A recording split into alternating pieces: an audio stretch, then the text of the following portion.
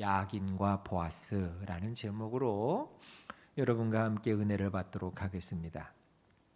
다윗이 죽고 그 뒤를 이어서 솔로몬이 왕이 되잖아요. 그런데 솔로몬이 왕이 된 다음에 무엇을 했는가 하면 바로 하나님의 성전을 건축합니다.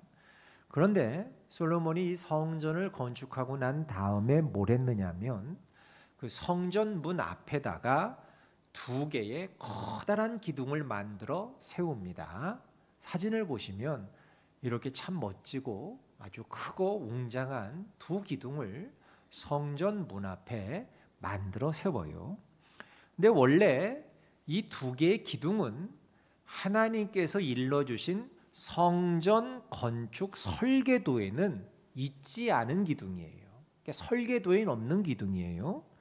그런데 왜 솔로몬은 하나님의 설계도에도 없는 두 개의 기둥을 만들어 설치했을까? 저는 이 두 개의 기둥을 이렇게 보면서 뭐가 떠올랐냐면 우리나라에도 비슷한 게 있는데 여러분 혹시 홍살문이라고 아십니까? 잘 모르시죠? 사진으로 한번 보겠습니다. 여러분 길을 가시다가 뭐 오래된 고택이나 뭐 유명한 어떤 왕궁이나 뭐 이런 데 가시다 보면 이런 문 아마 길가에서 보신 기억이 있으실 거예요. 요게 바로 홍살문입니다. 이 홍살문은 옛날에 임금님이 사시던 궁궐이나 혹은 사원이나 혹은 아름다운 정원 같은 곳 문 앞에다가 세운 그런 문인데 여러분 보시면 이게 대문하고는 다른 거예요. 대문에는 문이 있죠. 문이 있다는 것은 뭐예요? 들어오지 말라는 거지요. 그런데 홍살문에는 보시다시피 문이 있어요, 없어요? 없습니다. 그러니까 이거는 들어오지 말라는 표시가 아니라 들어와라. 들어오는데 여기는 임금이 사는 궁궐이니까 혹은 여기는 종교 활동을 하는 사원이니까 혹은 여기는 잘 꾸며진 정원이니까 마음을 경건히 하고 들어와. 이 표시가 홍살문이에요. 그러니까 홍살문은 사람의 출입을 통제하는 문이 아니라 출입하는 사람들의 이 마음을 다지게 하는 마음의 문이라고 할 수 있다는 거예요. 이게 홍살문입니다. 마찬가지로 솔로몬 왕이 하나님의 성전을 건축하고 난 다음에 이 두 개의 기둥을 세웠을 때 이 두 개의 기둥 역시 마음의 기둥이라고 할 수 있다는 거예요. 마음의 기둥. 하나님의 성전에 들어가면서 혹은 하나님의 성전을 이렇게 바라보면서 이 마음을 가다듬으라는 거예요. 어떤 마음을 가지고 하나님의 성전에 들어가야 하겠습니까? 솔로몬 왕은 이 하나님의 성전은 마음가짐 없이 아무렇게나 털레 들어오는 곳이 아니라는 거예요. 여러분 오늘 여러분들도 다 성전에 들어오셨는데 이 성전에 들어오는 우리의 마음은 어떻습니까? 옷들 오늘 여러분 잘 차려입으셨는데 예쁘게 옷을 잘 차려입으신 만큼 우리의 마음도 잘 가다듬고 들어오신 줄로 믿습니다. 이 솔로몬 왕이 세운 기둥은 아까 사진 보셨다시피 두 개입니다. 이 두 개의 기둥은 당대 최고의 놋 장인인 히람이라는 사람이 만들었어요. 이 히람은 최고의 명장입니다. 놋에 관해서는. 그래서 야긴과 보아스라고 하는 두 개의 기둥 최고의 작품을 만들어 냈습니다. 그런데 이 두 개의 기둥이 웬만한 집 하나보다도 더 클 정도로 어마어마한 규모였고 그것도 놋쇠를 녹여서 만들었으니까 보통 수고가 그 안에 들어간 게 아닙니다. 오늘 말씀의 규격을 보니까 기둥의 높이가 18규빗이고 둘레가 12규빗이고 다시 기둥 위에 머리 부분이 5규빗 되고 뭐 그렇게 됐다 그랬잖아요. 이게 얼핏 규모가 크기가 짐작이 안 갈 터인데 한 규빗이 요 팔끝에서 요 팔꿈치까지입니다. 그러니까 한 50cm 정도 됩니다. 그러니까 18규빗이면 한 9m 높이가. 또 이게 둘레가 12규빗이니까 한 6m 그 정도 되겠고, 그 머리 위가 한 2, 3m 정도 된다는 거예요. 그러니까 대단히 큰 두 개의 녹기둥을 하나님 성전 문 앞에다 떡하니 세워 놓고요. 솔로몬 왕은 이 기둥에다가 이름을 붙이기를 하나는 야긴, 또 하나는 보아스, 이렇게 이름을 붙였던 거예요. 그래서 성전이 동쪽을 향해 있거든요. 해가 뜨는 동쪽을 향해 문이 나 있는데 그 문 오른쪽, 그러니까 남쪽이겠죠. 남쪽은 야긴, 북쪽은 보아스, 이렇게 두 개의 기둥을 세우게 된 것입니다. 그래서 누구나 하나님의 성전에 들어가는 사람은 그 사람이 제사장이든 임금님이든 직분이 무엇이든 높든 낮든 상관없이, 그 사람이 부자든 가난한 자이든 많이 배웠든 못 배웠든 잘생겼든 못생겼든 할 것 없이 가져야 될 마음의 자세를 가르치고 있는 게 바로 이 두 기둥이 의미하고 있는 거예요. 이 두 기둥을 지나야지만 하나님의 성전에 들어갈 수 있게 되는 거예요. 다시 한 번 더 여러분께 여쭙겠습니다. 우리는 어떤 마음의 자세를 지니고 오늘 이 하나님의 성전에 들어오셨습니까? 또 우리는 앞으로 어떤 마음의 자세를 가지고 주의 일꾼이 되어야 하겠습니까? 지금까지 어떤 마음을 가지고 하나님을 섬기며 살아왔고 앞으로 남은 인생을 우리는 어떤 마음으로 사시겠습니까? 성경에서는 하나님을 만나려면, 성전에서 하나님을 만나려면 두 가지 자세를 가져야 한다는 걸 이 두 기둥을 통해 가르쳐주고 있는데요. 이 두 기둥의 이름에 우리가 하나님을 만나는 자세와 신앙생활의 중요한 두 중심축을 우리가 찾아볼 수가 있는데, 부디 오늘 이 두 기둥에 담긴 의미를 잘 새기시면서 하나님을 만나는 우리의 자세와 신앙을 가다듬으셔서 더 복된 새해를 만들어 가시기를 주님의 이름으로 간절히 축원합니다. 자, 먼저 첫 번째 기둥 야긴입니다. 이 첫 번째 기둥 야긴은 바로 겸손의 기둥입니다. 무슨 기둥? 겸손의 기둥. 이 야긴이란 말이 히브리어잖아요. 근데 히브리어 야긴은 무슨 뜻이냐면 저가 세우리라라는 뜻입니다. 저가 세우리라. 그건 뭐냐? 이 성전을 하나님이 세우셨다는 뜻이에요. 저가 세우리라. 이 성전은 하나님이 세우셨다. 여러분, 그런데 그렇습니까? 이 예루살렘 성전 분명 누가 만들었나요? 누가 세웠나요? 누가 지휘해서 세웠나요? 솔로몬이 했습니다. 솔로몬이 세운 게 맞습니다. 사람이 만든 게 맞습니다. 그런데 그럼에도 불구하고 이 성전을 세운 것은 사람이 아니라 하나님이 세우셨습니다 라는 고백을 지금 솔로몬이 하고 있는 거예요. 그리고 이 솔로몬의 고백이 모든 백성들에게도 같은 마음으로 있기를 원했던 겁니다. 분명 솔로몬이 성전을 세운 거 맞습니다. 그러나 성전은 하나님께서 솔로몬을 통해 세우셨다는 거예요. 솔로몬을 통해. 여러분, 하나님이 베드로를 통해 예루살렘 교회를 세우셨고, 하나님이 바울을 통해 유럽의 교회를 세우셨고, 하나님이 청교도들을 통해 미국 교회를 세우셨고, 하나님이 언더우드와 아펜젤로 선교사님과 정빈과 김상준 목사님을 통해 한국 교회를 세우셨고, 하나님이 1986년도에 여러분을 통해 하남 성결교회를 세우셨습니다. 여러분에게 이런 마음이 있으십니까? 이 교회의 주인은 하나님이시다. 내가 세운 것이 아니라 하나님이 세우셨다. 하나님이 나를 통해 세우신 교회라는 말입니다. 그러므로 이 교회에 대한 주인의식은 우리가 다 가지고 있어야 돼요. 주인의식은 우린 다 가지고 있어야 합니다. 주인의식을 갖고 정말 주인된 마음으로 교회를 이제 돌보고 섬겨야 합니다.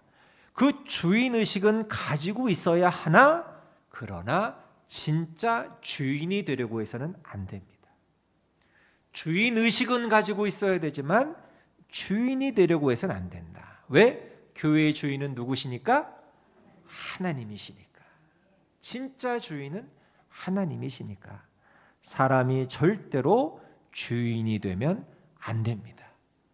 이 사람이 교회의 주인이 되려고 하니까 이 교회를 개인의 소유물로 생각해서 자기 마음대로 하려고 하는 목회자가 얼마나 많은지 몰라요.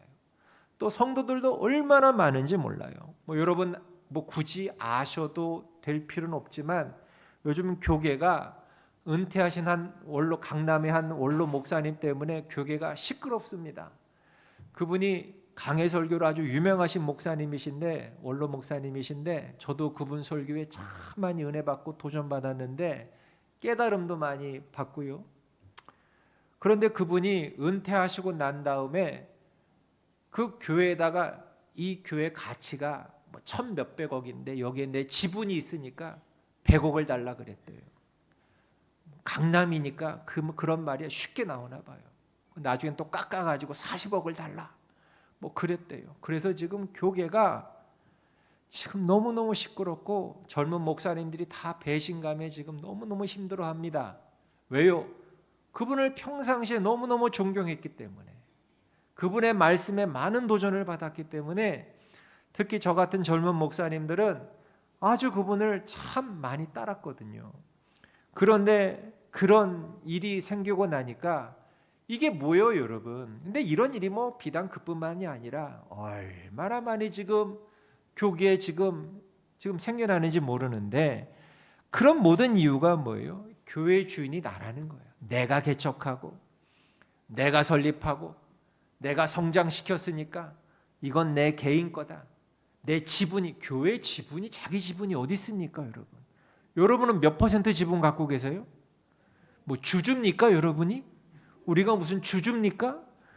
그분이, 그 목사님이 내세운 게 지분이 있다는 거예요. 10분의 1은 내 지분이라는 거예요. 교회 전체 자산 가치가 한 1200억, 2000억 가까이 되니까 자기 지분 그 정도는 요구할 수 있다는 거예요. 그 얘기를 듣고 제가 기함을 했습니다. 이게 말이 됩니까? 그런 일들이 다 왜 생기는 겁니까? 교회를 개인의 소유물로 생각하니까. 이게 교만해져서 그러는 거예요. 교만해져서. 여러분, 교만하면 안 됩니다. 겸손해야 한다는 거예요. 저는 그래서 그 교회에도 약인가 보아서 두 기둥을 세우고 싶더라고. 겸손하라고. 겸손한데 어떻게 그런 얘기를 할 수 있단 말입니까? 여러분, 사실 우리가 하나님의 자녀가 된 것도 내가 잘나서가 아니라 하나님의 은혜 아닙니까? 요한복음 15장 16절을 다 같이 읽어봅시다. 시작. 너희가 나를 택한 것이 아니요 내가 너희를 택하여 세웠. 여러분, 하나님이 나를 택한 거예요. 내가 하나님을 택한 게 아니에요. 하나님이 나를 택하셔서 준이야, 내가 너 택했다. 나를 택하셔서 예수 믿게 하시고 하나님의 자녀로 살게 하셨다는 거예요. 사도 바울도 뭐라 그랬습니까? 나의 나 된 것은 다 누구 은혜다? 하나님의 은혜다. 나의 나 된 것은 다 하나님의 은혜다. 여러분, 지금까지 지내온 것 다 주의 크신 은혜다. 여러분, 어느 한순간도 하나님의 사랑의 손길이 없었더라면 우리가 이 자리에 어떻게 설 수 있으며 어떻게 이 믿음을 지킬 수 있었으며 어떻게 교회의 일꾼이 될 수 있었느냐 하는 거예요. 그러므로 이 첫 번째 기둥, 이 야긴이라는 기둥은 겸손한 마음으로 성전에 들어가야 하나님을 만날 수 있고, 겸손한 마음으로 사는 것이 우리 신앙생활의 가장 중요한 한 축임을 알려주고 있는 거예요. 썰렁한 얘기 하나 하겠습니다. 이 남태평양에 섬과 섬을 오가는 조그만 경비행기들이 많이 있는데, 어느 날 이 조그만 이 경비행기 안에 3명의 승객이 타고 다른 섬으로 가고 있었어요. 세계 과학대회에 참석하는 유명한 과학자 한 사람과, 그 다음에 보이스카우트 캠프가 열리는 그 캠프에 가는 어린 소년 한 사람과, 또 복음을 전하러 가는 선교사님, 이렇게 3명이 승객으로 비행기를 타고 갔습니다. 그런데 이 망망한 바다 위를 비행기가 날아서 건너가고 있는데, 갑자기 조종하던 조종사가 뻘떡 일어나더라는 거예요. 뻘떡 일어나더니만 이렇게 외치더랍니다. 여러분, 큰일 났습니다. 비행기가 고장이 났습니다. 말을 안 듣습니다. 곧 추락할 겁니다. 그래서 살 길은 여기에 있는 이 낙하산뿐입니다. 그런데 안타깝게도 낙하산은 3개밖에 없습니다. 나는 이 비행기의 주인이니까, 또 이 낙하산의 주인이니까 이 낙하산 하나는 제가 먼저 타고 내려가겠습니다 하더니만 숨 돌릴 틈도 없이 낙하산을 탁 메고 뛰어내리더래요, 조종사가.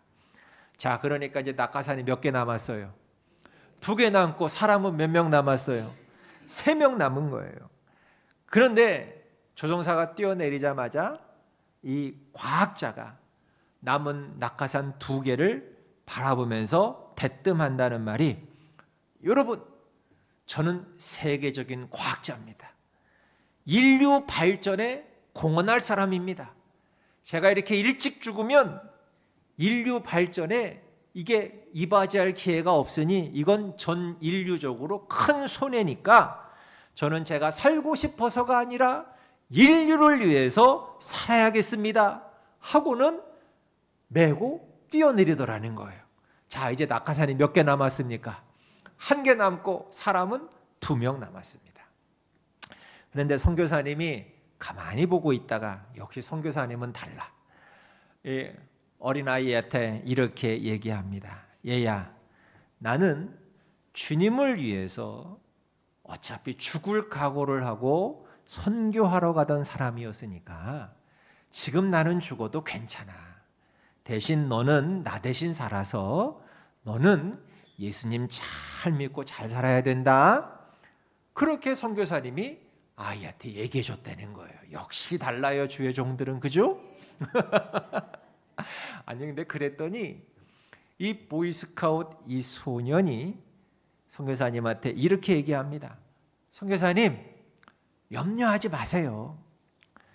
방금 인류 공헌을 위해서 먼저 뛰어내린 그 과학자, 제 보이스카우트 배낭 메고 뛰어내렸어요.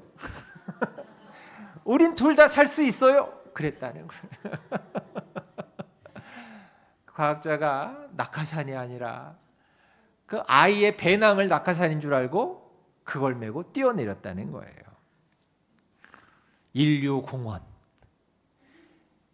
여러분, 교만한 사람은 살 수 없습니다. 이렇게 교만한 사람은, 겸손한 사람만이 사는 거예요. 하나님 앞에서도 마찬가지예요. 겸손하자는 거예요. 여러분, 이 솔로몬이 참 겸손한 사람이었어요. 초반에는 솔로몬은 하나님이 자신을 왕으로 선택해 주심에 대한 감사가 그 안에 있었어요. 그래서 왕이 되었을 때 제일 먼저 한 일이, 여러분 잘 아시는 1000번째 제사를 매 제사마다 제물을 바치면서, 예물을 바치면서 제사 드린 거 아닙니까? 하나님은 이 1000번제를 기쁘게 받으셨는데, 왜 기쁘게 받으셨느냐? 제물이 중요한 게 아니에요. 그게 아니라 이 1000번제를 드리는 솔로몬의 마음이 기쁘셨던 거예요. 왕이 됐다고 야, 나 다 이루었어. 나는 이제 더 이상 걱정할 거 없어. 왕이 되면 그런 생각 들만도 하잖아요. 왕이니까. 그런데 솔로몬은 교만하지 않았어요. 하나님이 솔로몬에게 내가 너한테 뭐 해줄까? 너 소원 얘기해봐. 내가 들어줄게. 그렇게 하나님이 물어보셨을 때 솔로몬은 오히려 나는 작은 아이라 그랬어요. 종은 작은 아이와 같은 부족한 사람입니다. 자신을 낮추면서 백성을 잘 다스릴 수 있는 지혜를 구하더라는 거예요. 우리 열왕기상 3장 5절에서 7절을 읽어볼까요? 앞에 보시고 시작. 기브온에서 밤에 여호와께서 솔로몬의 꿈에 나타나시니라. 하나님이 이르시되 내가 내게 무엇을 줄꼬 너는 구하라. 솔로몬이 이르되 주의 종 내 아버지 다윗이 성실과 공의와 정직한 마음으로 주와 함께 주 앞에서 행함으로 주께서 그에게 큰 은혜를 베푸셨고 주께서 또 그를 위하여 이 큰 은혜를 항상 주사 오늘과 같이 그의 자리에 앉을 아들을 그에게 주셨나이다. 나의 하나님 여호와여 주께서 종으로 종의 아버지 다윗을 대신하여 왕이 되게 하셨사오나 종은 작은 아이라 출입할 줄을 알지 못하고. 나는 작은 아이입니다. 왕인데도 불구하고 자신을 한없이 낮추는 거예요. 작은 아이라고 나는. 이 솔로몬이 이 마음이 하나님이 기쁘셨던 거예요. 그래서 내 마음에 합한 사람이라고 솔로몬을 하나님이 칭찬하십니다. 그러고는 하나님이 복을 주시는데 어떤 복을 주시느냐? 지혜도 주시고 총명한 마음도 주시고 부귀도 주시고 권력도 주시고 영광까지 덤으로 주신 줄 믿습니다. 나는 작은 아이라 아무것도 할 수 없습니다 라는 이 솔로몬의 이 겸손한 태도에 기뻐하시고 복을 주셨던 것입니다. 여러분, 하나님은 사람을 선택하세요. 우리도 선택받았어요. 그러니까 이 자리에 있는 거지. 선택받은 것 자체는 복이에요. 그러나 하나님의 더 큰 은혜를 받는 것은 우리 마음의 자세에 달려 있다는 거예요. 어떤 마음일까요? 하나님께 인정받는 마음은 오늘 이 말씀에서 보자면 바로 겸손한 마음인 거예요. 겸손한 마음. 겸손한 마음이 있어야 하나님이 그 위에 솔로몬에게 주셨던 것 같은 부귀도 주시고 영광도 주시고 힘도 주시고 영향력도 주시고 여러분 이런 복을 주시는 줄 믿습니다. 하나님은 아무리 봐도요 자신을 낮추는 사람을 사랑하셔요.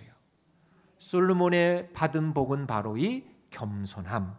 나의 나 된 것은 다 하나님의 은혜십니다 라는 겸손이 솔로몬으로 하여금 하나님의 복을 받게 하신 줄 믿습니다. 여러분, 그래서 우리 하나님이 원하시는 사람은 바로 약인의 사람, 바로 겸손의 사람입니다. 하나님이 하셨습니다. 주님께서 세우셨습니다. 그래서 교회의 기둥으로 사용될 일꾼은 겸손해야 합니다. 그렇지 못하면 하나님께서는 그 기둥을 포기하셔요. 사울을 세우셨잖아요. 왕으로. 하나님이 사울을 쓰시려고 사울을 기둥으로 세우셨잖아요. 왕으로.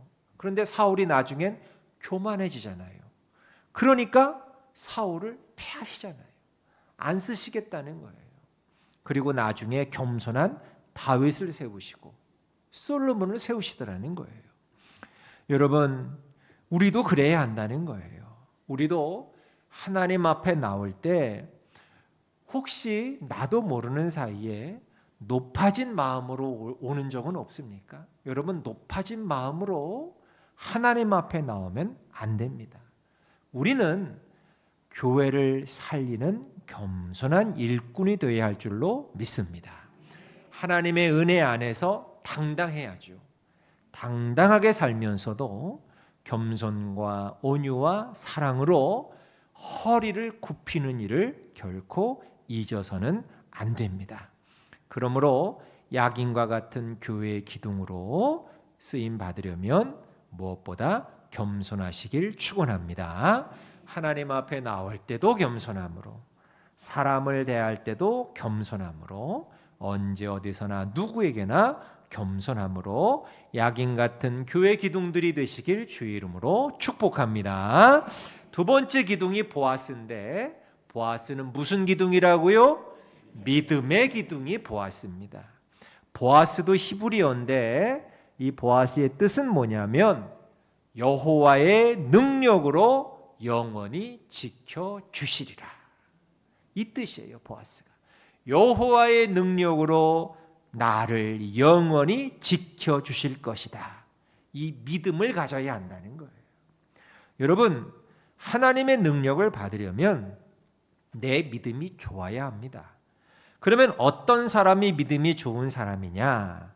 하나님께서 요한계시록에서 빌라델피아 교회를 칭찬하시면서 이런 말씀을 하셔요. 계시록 3장 8절 시작.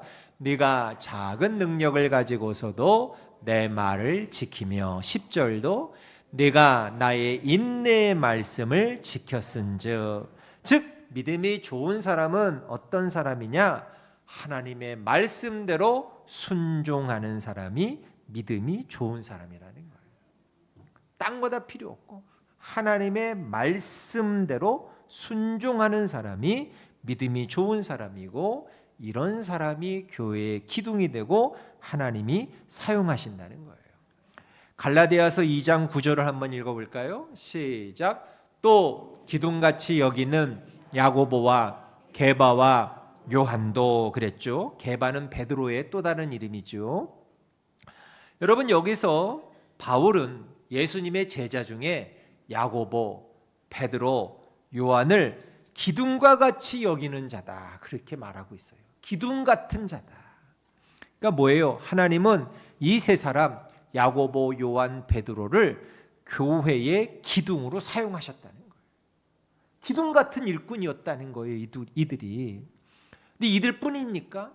모세를 출애굽할 때 이스라엘의 기둥으로 사용하셨고, 믿음의 사람 다윗을 통일 이스라엘 왕국의 기둥으로 사용하셨고, 세례 요한을 예수님의 길을 예비하는 기둥으로 사용하셨어요. 보니까 하나님은 믿음의 사람을 쓰시더라고요. 믿음의 사람을 축복하시더라고요. 그래서 우리도 영원한 능력이 되시는 하나님을 믿는 믿음의 사람이 돼야 할 줄로 믿습니다. 어느 목사님이 교회 청년들을 데리고 저 유럽 영국으로 비전 트립을 가셨대요. 견문을 넓혀주기 위해서, 또 비전을 이제 품기 위해서 청년들을 데리고 영국을 이제 비전 트립을 가셨는데, 가이드 하시는 분이 차를 이제 태워가지고 이제 영국 시내, 런던 시내를 다니면서 가이드 하시는 분이 이야기합니다. 목사님, 저기 저 건물 보이세요? 네, 교회네요. 교회 건물이네요. 목사님, 저 교회가 1500년 된 교회입니다. 그러더래요. 1500. 와, 1500년 된. 그런데 목사님, 저 교회 지금 술집이에요. 그러는 거예요. 또 차를 몰고 갑니다. 목사님, 저 건물 보이세요? 그것도 교회인데요. 목사님, 저거 1100년 된 벽돌로 잘 지은 교회인데요. 지금 술집입니다. 그러더래요. 가는 데마다 1000년 넘는 교회들이 계속 나타나는데, 그 모든 교회들이 다 술집, 아니면 모슬렘 사원, 아니면 힌두교 사원으로 다 팔렸다는 거예요. 하나도 예외 없이. 관광을 다 마치고 이제 잠자리에 들기 전에 이제 마지막으로 다 같이 모여서 이제 하루 일정을 나누고 피드백을 하고 기도하는 그 시간에 목사님이 데리고 온 청년들에게, 자, 오늘 느낀 소감을 다 같이 한번 얘기해 봅시다. 그랬더니 이구동성으로 모든 청년들이 다 그 얘기를 합니다.